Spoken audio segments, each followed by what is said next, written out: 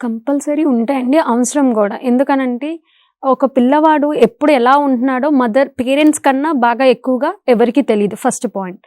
So, అది తెలిసినప్పుడు వాళ్ళని ఎలా డీల్ చేయాలి, వాళ్ళని ఎలాగా దాని నుంచి బయటపడేయాలి అన్న జ్ఞానం అనేది కొద్దో గొప్పో పేరెంట్స్‌కి కావాలి.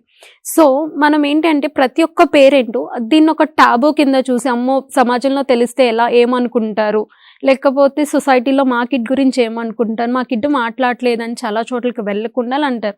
బట్ ఇది ఒక పెద్ద ప్రాబ్లమ్ కాదు. మనం వాళ్ళ వరల్డ్‌లోకి వెళ్ళి వాళ్ళని చూస్తే మనకి ఈజీగా అర్థమవుతుంది. వాళ్ళు ఎప్పుడు మాట్లాడతారు, వాళ్ళు ఎప్పుడు ఎలా ఉంటారు అనేది ఒక తల్లిగా బాగా అర్థమవుతుంది. సో, అలాంటప్పుడు పేరెంట్‌గా మనము ట్రీట్మెంట్స్ ఏవైతే ఉంటాయో, థెరపీస్ ఇచ్చినప్పుడు, ఆ థెరపీలో థెరపిస్ట్‌తో మాట్లాడినప్పుడు కొంచెం అవగాహన కల్పిస్తారు. ఈ టైంలో ఉంటే ఈ టెక్నిక్ వాడండి మ్యామ్, ఈ టెక్నిక్ వాడితే ఇలా రిజల్ట్ ఉంటది. లేదు అందుకని డైలీ థెరపీస్ తీసుకున్నప్పుడు పేరెంట్ కూడా ఎడ్యుకేట్ అవుతాడు దీని ద్వారా. ఎలా చేయాలి థెరపీ, ఏ ఎలిమెంట్స్‌లో బాబు తక్కువున్నాడు, ఏ ఎలిమెంట్స్‌లో ఎక్కువున్నాడు, మనం దేని గురించి పట్టించుకోవాలి, దేన్ని పట్టించుకోక్కర్లేదు, ప్రెజెంట్ ఉన్న సినారియోలో దేని మీద మనం వర్కౌట్ చేయాలన్న శిక్షణ అనేది కంపల్సరీ పేరెంట్‌కి అవసరం ఉంది.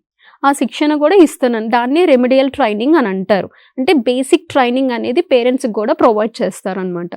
ఎందుకంటే ప్రతిసారి ఇప్పుడు ఒక కిడ్ ఒక 6 years వరకు థెరపీ తీసుకున్నారు, సెటరేట్ అయ్యారు. సో, ఇవి ఏంటి అంటే లైఫ్ లాంగ్ క్యారింగ్ అనమాట. వాళ్ళు మేనేజ్ చేయగలరు కానీ కంప్లీట్‌గా క్యూర్ అయితే ఉండదు. సో, వన్స్ ఆర్ వైల్ ఇవేంటి అంటే రిగ్రెషన్స్ అంటారు. ఇప్పుడున్నది మళ్ళీ తర్వాత పోవచ్చు. మళ్ళీ అవి ఎక్వైర్ చేయాలి అంటే అప్పుడు వాళ్ళకున్న నాలెడ్జ్ బట్టి, వాళ్ళు నేర్చుకున్న దాన్ని బట్టి వాళ్ళు కూడా వర్కౌట్ చేసినప్పుడు మళ్ళీ అవి ఏదైతే కోల్పోయి ఉంటాయో అవి తిరిగి వచ్చే ఛాన్సెస్ ఉంటాయన్నమాట. సో, అందుకని ప్రతి ఒక్క పేరెంట్ దీన్ని ఒక టాబూ కింద తీసుకోకుండా, లేకపోతే మా పిల్లోడికి ఏంటి అన్నది ఆలోచించకుండా ఇప్పుడు చాలా అవేర్నెస్ ప్రోగ్రామ్స్ ఉన్నాయి. ఇందాక సార్ చెప్పినట్టు మేము ప్రతి ఒక్క అంగన్వాడీ స్కూల్స్‌తో టై అప్ అయ్యి ఎందుకంటే బేసిక్ ఫస్ట్ మన పిల్లవాడిని పంపించేది అంగన్వాడీ స్కూల్‌కి. సో, అక్కడ మేము వాళ్ళని ట్రైన్ చేసాం. వాళ్ళు ఎవరైతే పిల్లల్ని తీసుకొస్తారో తల్లిదండ్రులు కూడా చెప్పడం ద్వారా ముందస్తు జాగ్రత్త పడి దాన్ని ఎలా కంట్రోల్ చేయాలో నేర్చుకోవడానికి స్కోప్ ఉంటది.